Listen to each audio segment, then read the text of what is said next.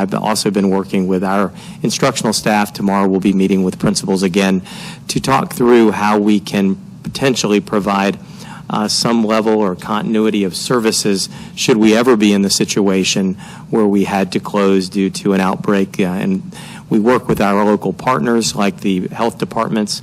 We've had collaborative sessions both with the health department, the Region 16, which includes other school divisions, and we've also collaborated and had meetings with our local emergency operations management. And so those will continue in terms of the planning phases, but in terms of some specific things we're trying to do proactively on the cleaning side, I'll turn it over to Mr. Upperco.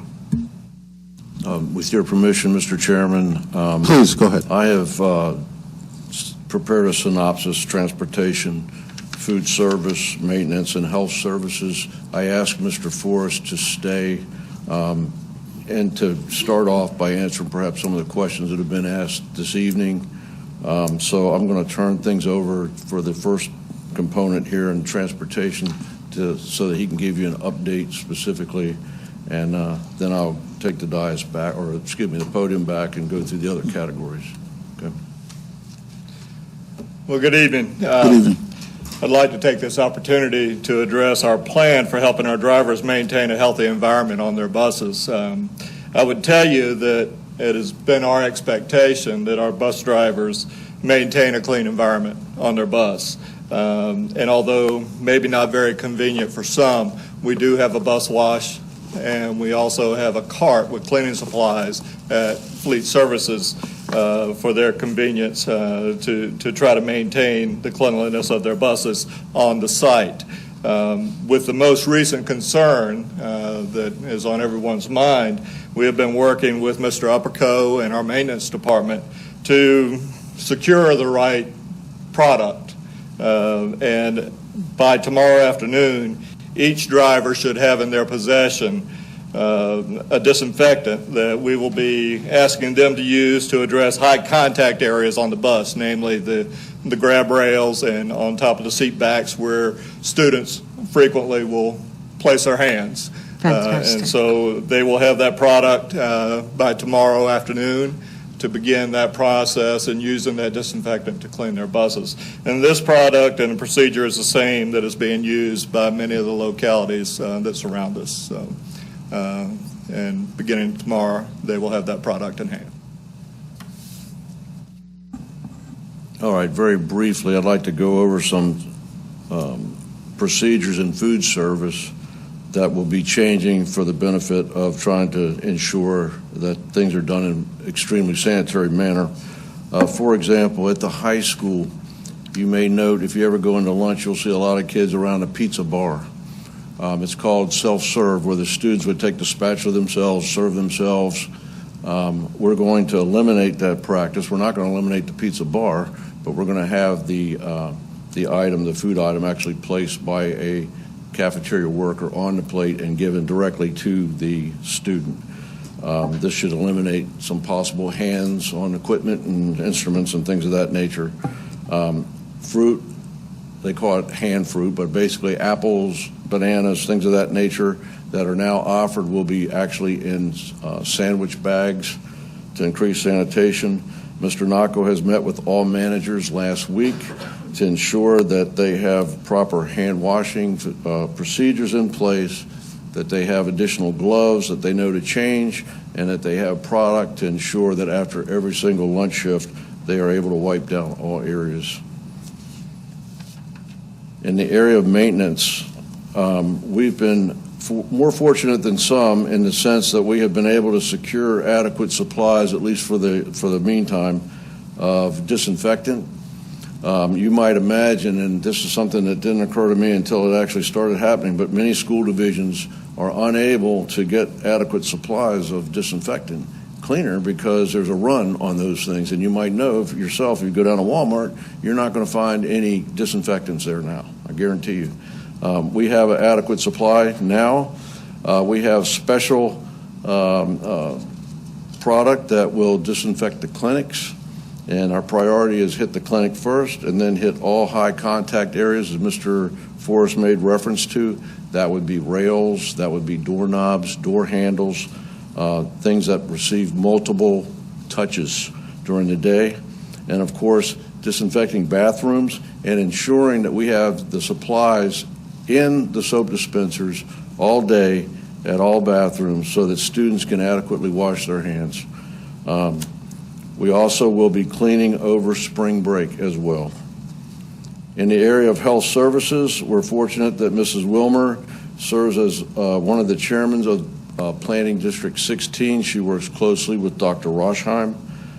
She is in constant contact with the Virginia Department of Health, and in particular the epidemiologist.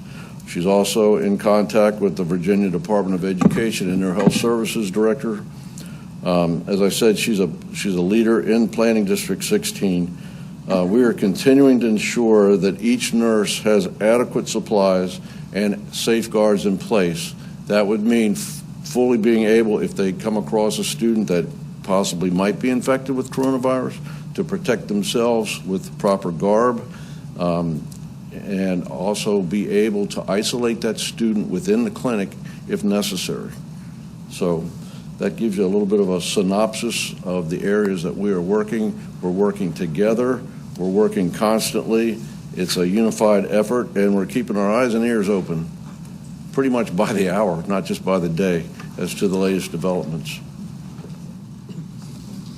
Okay. Any other questions for Mr. Epperco? I have a question. You have a question? Go ahead, Dr. Daniels. Thank you for your due diligence. I have a question regarding how are we communicating that information to the students? Because by the time they leave the home, the bus, and they get to school, they need to understand that these precautionary procedures need to continue. So, for instance, one of them is washing your hands for 20 seconds, at least 20 seconds. So, just curious about, are we informing the students through another communication method, whether that's putting up a sign in the bathrooms or something like that? I think the students are probably getting bombarded with communications, honestly, but in terms of the operations department, there will be a communique back to the drivers. It won't go to the students or their parents, as well as Dr. Baker has indicated that there will be some communication forthcoming to all parents in the division to pass on to their children as well. And this will be a daily routine that we have to go through on the buses in particular. Okay. Well, I guess I wasn't talking about on the buses, but in the buildings, in the school buildings. And Dr. Daniels, too, just to expand on what Mr. Epperco said, the very first communication that we sent out tried to reinforce that kind of globally, both with the staff and with the students. And as we communicate with our principals, and as nurses are working within the schools, they're trying to reinforce those with the staff and the staff to the students on a daily basis. But I think your point is a good one, too, is that it isn't something that is really built in naturally, that there's a constant kind of vigilant reminder. So I do think that's part of what we're going to try to continue to communicate both tomorrow and those communications that'll go out both internally and externally. But I think it is within the daily environment that we're just trying to all be mindful and get our students to be, and that it can be as simple as when students are, especially at the elementary level, when they're going in the restroom, teachers reminding them. And so we have to remind the adults to remind the students, and so we are doing that. It's a constant orchestrated effort. I got college kids at home right now, and I have to remind them. So, I hate to say it, but it is what it is. So, thank you, though, for the work that you're doing. Any other comments or questions for Mr. Epperco? At this time, we're just going to, Chair is going to exercise. The last thing, I did want to say one more thing before we go, because go ahead. I think that it's real important for the board to know that most of us have experienced, even in this state, outbreaks of other types of epidemics or pandemics, like H1N1. And I know that we have the flu every year. One of the things that seems unique here to me and those of us that are in leadership and even in communicating with those who are in emergency management, is there still seems to be things that we don't know about this particular virus that are causing some, and you're hearing these phrases like the abundance of caution being taken when folks are self-quarantining or they're making those decisions when they think they may have even had degrees of separation of contact with people that are exposed. And so I do think that what we're having to watch very carefully, and we're collaborating with the health department, and we continue to provide the CDC recommendations, but ultimately any school closures will be through those collaborations, those recommendations that come from the local health department and those who we are working with throughout the state. And so it's something that usually in the past there would have to be an outbreak that would get to a certain point before that would happen.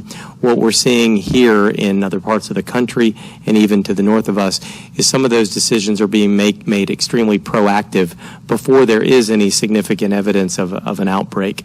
And so I just want the board to be aware that we are tackling it from that perspective, that it is a little bit different than things that maybe in the past folks would have said, well, you have to have a lot of students out before you would close. But in case that ever happens, just want you to be aware of that in advance.